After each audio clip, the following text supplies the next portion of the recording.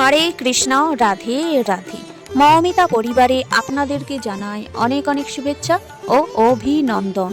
আজকের আলোচ্য বিষয়টি হচ্ছে সরস্বতী পূজার দিন বই পড়তে নেই কেন। শ্রোতা বন্ধুরা, আজকের এই ভিডিওটি আপনারা প্রথম থেকে শেষ পর্যন্ত মনোযোগ সহকারে শ্রবণ করুন, আপনাদের কিন্তু অনেক ভালো লাগবে।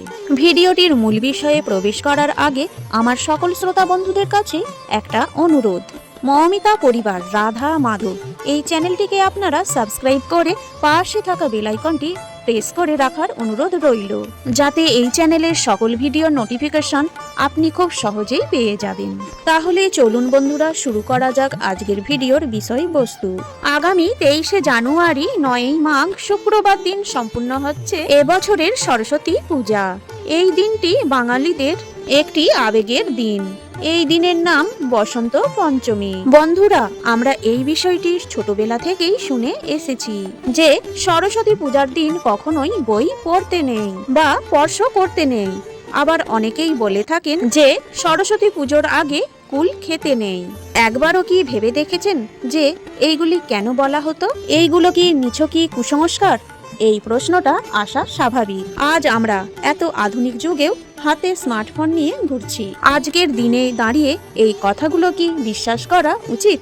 বন্ধুরা, আমরা সকলেই জানি যে মা সরস্বতী হলেন জ্ঞানের দেবী, বুদ্ধির দেবী। তিনি কেন চাইবেন তার সন্তানরা পড়াশোনা না করুক? উল্টে তো পূজার দিনে বেশি করে পড়ার কথা, তাই না? তাহলে কেন পূর্বপুরুষরা আমাদের এই কথা বারবার বলতেন? তারা কি তাহলে ভুল বলতেন, নাকি এর পেছনে কোনো গভীর সাইকোলজি বা বিজ্ঞান লুকিয়ে আছে যা আমরা ধরতে পারছি না? আজকের ভিডিওতে শুধু এই প্রশ্নের রহস্য উদ্ঘাটন করব তাই নয়, তার সাথে বলবো এমন 3টি মারাত্মক ভুলের কথা যা এই পবিত্র দিনে করলে সত্যিই আপনার ও আপনার সন্তানের অমঙ্গল হতে পারে। তাই ভিডিওটি শেষ পর্যন্ত মনোযোগ সহকারে দেখুন। বন্ধুরা, সবার প্রথমে সেই বহু চর্চিত প্রশ্নের উত্তর দিই যে পূজার দিনে কেন বই পড়তে নেই। এর উত্তর জানতে গেলে আপনাকে প্রথমে পুজোর শব্দের অর্থ বুঝতে হবে। দেখুন, সনাতন ধর্মের সরস্বতী পূজা হলো আত্মনিবেদন বা সমর্পণের দিন। একজন যোদ্ধা যেমন যুদ্ধের ময়দানে থাকেন তখন তিনি অস্ত্র চালান, কিন্তু যখন তিনি তার গুরুর সামনে বা ইষ্ট দেবতার সামনে দাঁড়ান তখন তিনি কি করেন? তখন তিনি তার তলোয়ার বা অস্ত্র নামিয়ে রাখেন। একে বলা হয় সমর্পণ। ঠিক তেমনি একজন ছাত্রছাত্রীর কাছে তার বই খাতা কলমই হলো তার অস্ত্র। সারা বছর আমরা এই অস্ত্র দিয়েই অজ্ঞতার বিরুদ্ধে যুদ্ধ করি, কিন্তু এই একটা দিন আমরা আমাদের সমস্ত বিদ্যা, সমস্ত জ্ঞান, সমস্ত অহংকার মায়ের পায়ের কাছে জমা দিয়ে থাকি। আমরা বলি, মা, এই বিদ্যা আমার নয়, সব তোমারই, তাই আমি আমার অস্ত্র আজ তোমার পায়ে জমা দিলাম।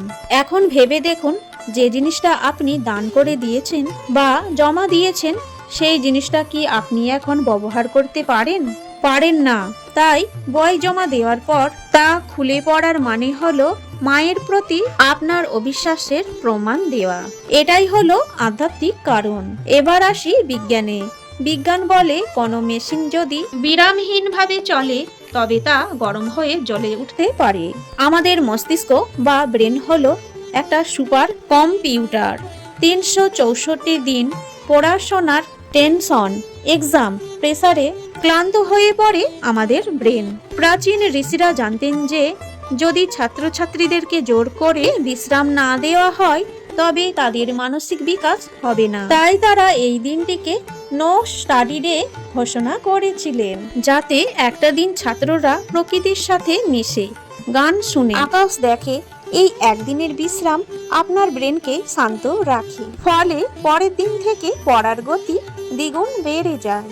তাই স্মৃতিশক্তি কমে যাবে, এটা ছিল একটা ভয় দেখানোর কৌশল, যাতে দুরন্ত বাচ্চারাও ভয়ে ভয়ে বিশ্রাম নেয়। আসল উদ্দেশ্য হলো ব্রেনের বিশ্রাম। বই পড়ার বিষয়টি না হয় বুঝলে, কিন্তু এর চেয়েও মারাত্মক কিছু ভুল রয়েছে যা আমরা সরস্বতী পূজার দিন অজান্তে করে ফেলি। শাস্ত্র মতে সরস্বতী পূজার দিন এই 3টি কাজ করলে মা সরস্বতী রুষ্ট হন। খুব মন দিয়ে এগুলি শুনুন। বন্ধুরা, মা সরস্বতী কিন্তু শুধুমাত্র বইয়ের পাতায় থাকে না, তিনি আমাদের জিভায় বাস করেন। তিনি হলেন বাক দেবী। তাই বলা হয় সরস্বতী পূজার দিন সকাল থেকে রাত পর্যন্ত ভুলেও কারোর সাথে চিৎকার ঝগড়া করবেন না। শাস্ত্র বলে এই দিন আপনি নিজের জিহ্বাকে অপবিত্র করেন, তবে সারা বছর আপনার কথার কোনো দাম থাকবে না। আপনার বিদ্যায় অমঙ্গল হবে, তাই রাগ হলেও এই দিন নিজেকে শান্ত রাখুন। দ্বিতীয় যেই বিষয়ের কথা বলবো তা হলো সরস্বতী মানে সভ্যতা ও পবিত্রতা। দেখবেন মা সরস্বতীর পোশাক সাদা, হাঁস সাদা, তিনি শ্বেতপদ্মে বসে আছেন। অনেকেই আছেন যারা পুজোর দিন স্নান না করেই ঠাকুর ঘরে ঢোকেন বা বাসি কাপড়ে থাকেন। এটা কিন্তু কখনোই করবেন না।